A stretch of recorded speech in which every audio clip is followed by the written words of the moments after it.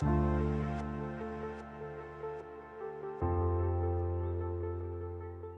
everyone, thanks for coming back for another video.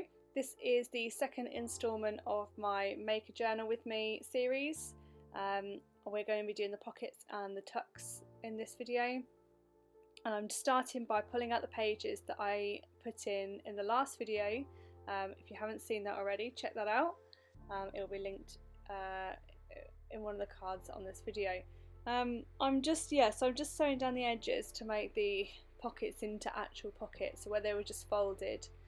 So I'm just going to flick through the journal and make sure that I don't miss any, and just sew all those down the edges here. And again, I'm using the white thread because I've got tons of it. You can leave those edges hanging as well. I've seen some people like to leave their threads on, their loose threads. I like to leave a little bit, but I don't like to leave too much. I used to like the look of it, but sometimes it can get tangled and it can just start to look a bit messy. I know it's meant to look a bit shabby and but when it starts to look messy and tatty, then it just annoys me. So I cut mine off to be quite short, but not all, not so they're gone all together. And here's one of those book pages.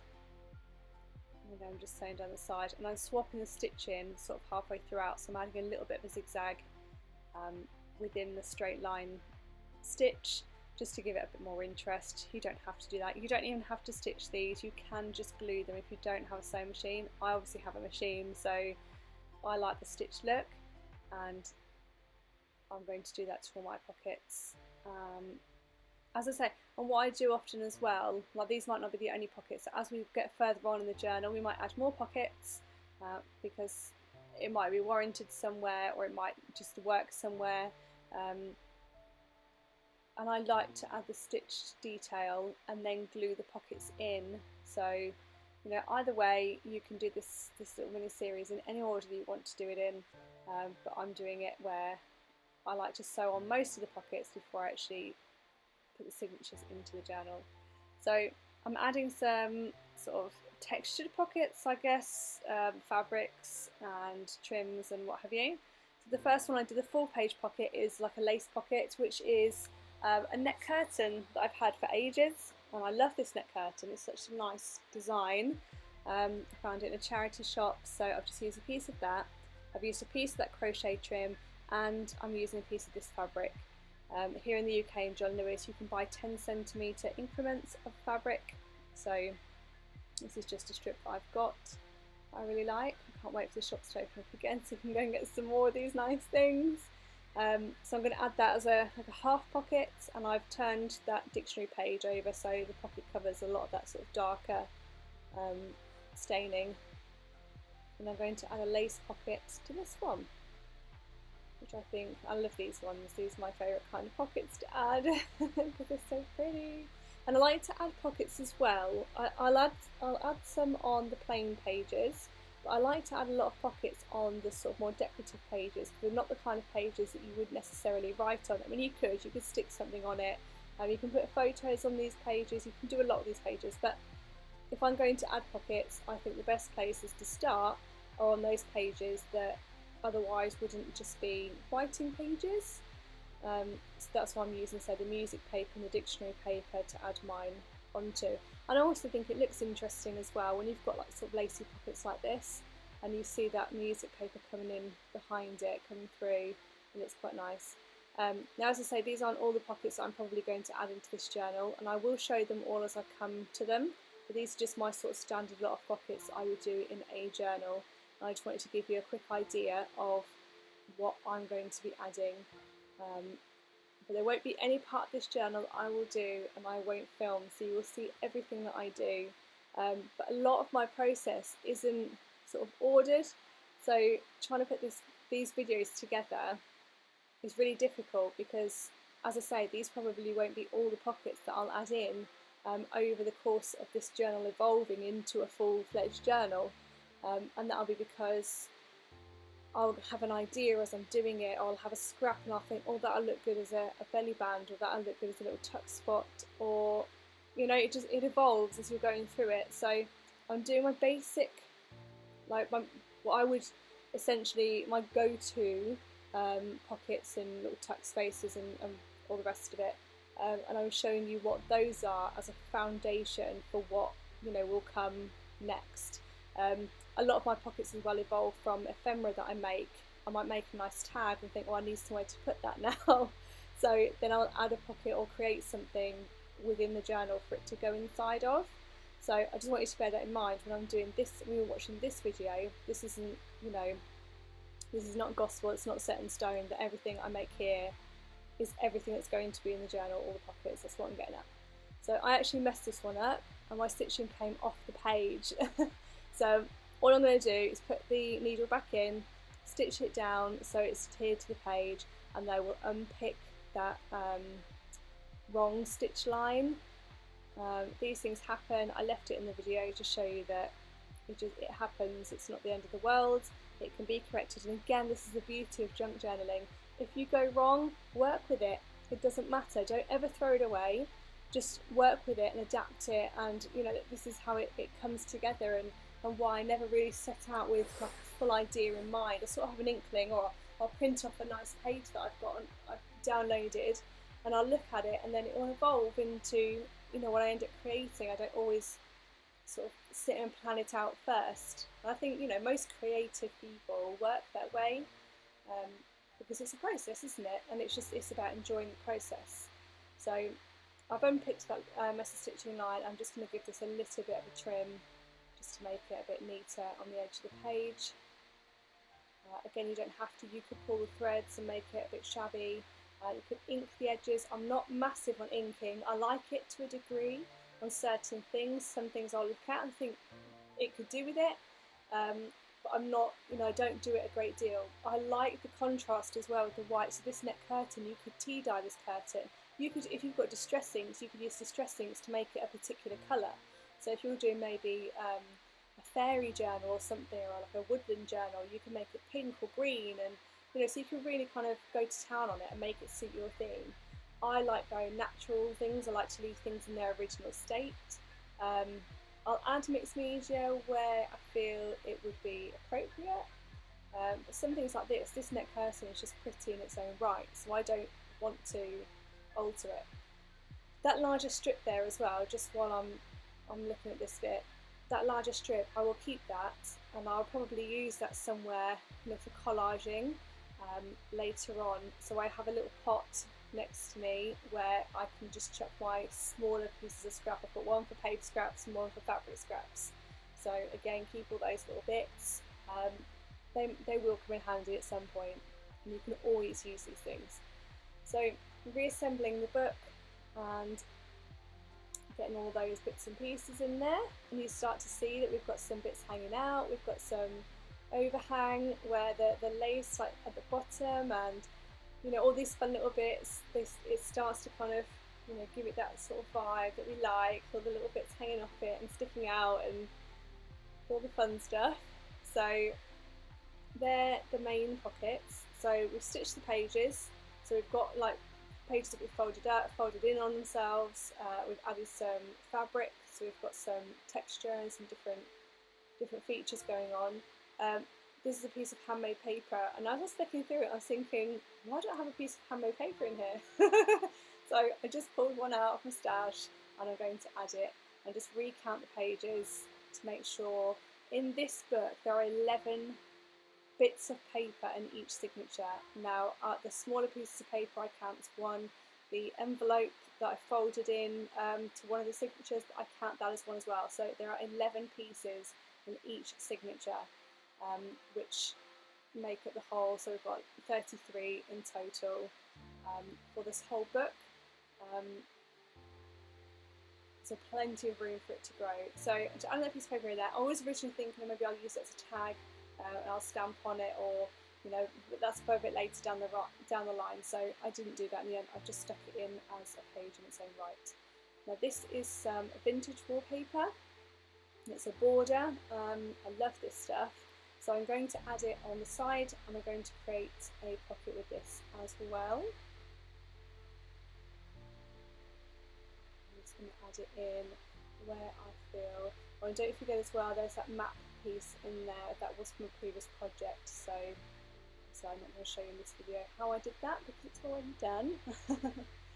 I can show you how I made one of those if you'd like.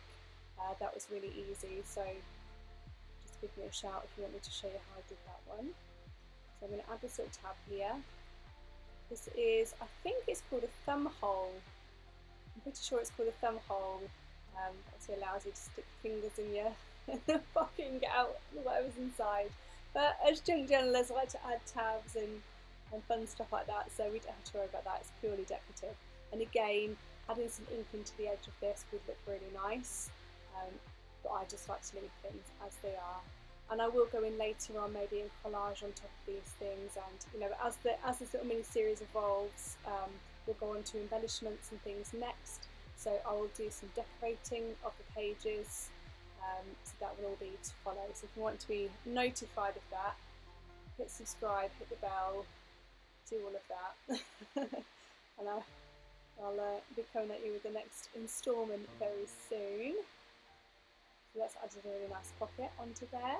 I actually really like this one. I was doing it thinking, oh, I wish I had one of these in my journal. This is the problem with being creative. These ideas just come to you and you just can't keep up, can you? But again, I could add one into my journal because I would do the stitching around the edge of it and then I would just glue it in. So I could add one if I wanted to. So I'm just doing a quick flip through and I'm showing you where all the pockets and tuck spots are. That trim I don't class as a pocket because it's too shallow. So you probably want a paper clip or something if you were going to put something in that little tuck space there, just to make sure it wouldn't fall out of the journal. Not that I think it would. So you can see how it's all coming together, and then nice little collection of pages, and you can imagine like where the collage is going to be, and the tabs and the stamping and all that. Oh, the exciting stuff! Gosh, I love seeing it all come together. It just, yeah, it gets me really excited. I've got some decorative pages in as well. I might need to add a bit more colour in. If anyone knows or has paid attention to my videos thus far, you will know that colour is not really my thing. Like a little bit, but I don't like too much at all. But we might have to push ourselves on this one. And push myself on this one out of my comfort zone a little bit. So coming towards the end of this video at this point, and I'm just looking at it and feeling that it's a little bit plain. So, and I also realised that I hadn't added any flips or anything like that. So I'm just going to my scrap folder here, and I've pulled out this piece, that's colourful lip. So I'm going to use the piece that I've pulled out, and I'm going to add a flip up piece, which would allow for some secretive journaling or some like photos or something that maybe you don't want to necessarily see. I don't always like to see my photos and things because I like to keep that vintagey vibe. And the photos that I do stick into my journals, I put them into a Word document and then I tone down the saturation of the colours. And I do that just to kind of, again, give that vintage vibe. I originally was going to just put black and white photos into my journal because then it wouldn't contrast too much, like the bright colours and things of people's clothing and backgrounds and everything. But I didn't like the black and white because I feel that you lose a lot when you do black and white photos. You lose like the colours and things, like people's hair colours, and it just, you know, I think, yeah, so instead of doing that, all I've done is toned down the saturation, and that makes a massive difference. I feel, you know, my photos that I've got in my personal journal look a lot better. They're kind of a bit more cohesive with the actual vibe of the junk journal. So that's a little tip if you are, you know, for when you come to using your own junk journals. If you, like me, don't like the sort of vibrancy of regular photographs, obviously we're going for a bit of an older vibe. So that's one way that I get around it. So I'm backing this piece onto some tea stained paper. This is a page that got jammed in my printer and I pulled it out and it tore, and I just saved it knowing that I would use it for something eventually. So I'm just using this to back that piece, and that for me would be a journaling spot inside on that page, sorry. So use my ruler to squash it right down and make sure that glue is evenly distributed, it's not all lumpy. so when it comes to writing on it, it's not too uncomfortable to write on. And when I'm writing on bits of flip up or flip out, I would use a notebook. I would use something underneath it just to keep it sturdy and just make it a bit more comfortable to write on. So I don't recall myself stitching this, but it literally took about 2 seconds. So but I've sewn it onto this piece, and that will act as a little belly band. And again, upcoming video, you'll see that we're going to make tags and all the rest of it. So there will be a tag that will go in this space. But again, it could be a photo, it could be a ticket, it could be a little pamphlet from somewhere that you've been. Maybe it's a theatre performance, and you've picked up a brochure or something like that. You know, literally whatever you're going to use your journal for. Like some of these spaces, like I'll make tags and things to go in these spaces, and then they don't always stay there, they'll move around because when I come to use that spread, it doesn't quite work with what I want to use it for. So, you know, whether you're making a journal or just buying one to use, it is a creative process regardless. So, and that's the fun of it. That's what I absolutely love about it. So I'm going to lay that piece down, and I like to leave a little gap. I don't think you can really see it on the video here, but I do leave a tiny little gap to allow for it to fold over the page. I used to make the mistake of trying to butt it right up to the piece, the two pieces together, and it makes it really stiff and the closure isn't as flexible.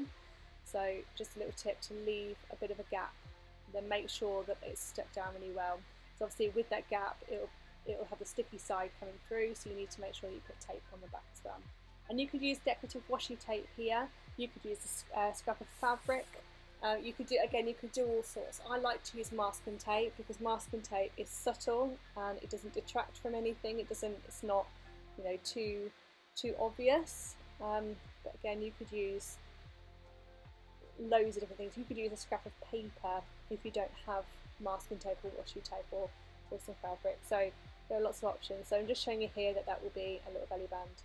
So the last thing I did here, I've started kind of working on the pages, and what I'll do is I've got these 3, I've sped this right up because it's not a very interesting piece of footage, but what I've done is on each signature I've added a textured page. I've got 3 of these embossing folders, and I've got 3 signatures, so I'm just showing you here how these have come together, and it is massively sped up just to kind of get through it really quickly.